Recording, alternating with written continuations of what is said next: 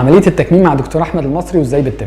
المريض بعد ما بيجي العياده وبناخد التحاليل بتاعته ونطمن عليها بنحدد ميعاد العمليه. المريض بيوصل المستشفى، بيدخل الغرفه بتاعته، بيكون في حد في انتظاره.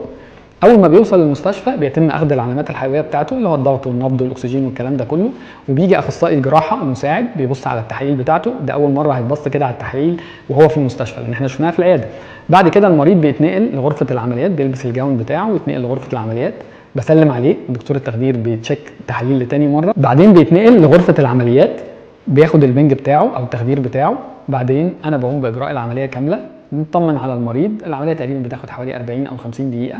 بيتنقل المريض للافاقه بعدها، بيكون في ايده جهاز المسكن اللي هو البي سي اي عشان يقدر يسيطر على مستوى الالم، ونطمن على العلامات الحيويه بتاعته، وما بيخرجش من الاوضه غير بعد الافاقه الكامله. بيتنقل للغرفه بتاعته مره ثانيه ويتم اخذ العلامات الحيويه لتاني مره.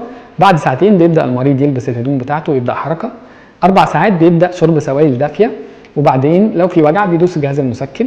بنبتدي نقول التعليمات واحده واحده. تاني يوم بنطمن عليه ونطمن ان حالته العامه مستقره والامور كلها كويسه، بس ونطمن عليه ونحدد له ميعاد اول زياره اللي بتكون غالبا بعد اسبوعين في العياده. ناس كتير في العياده بتسالني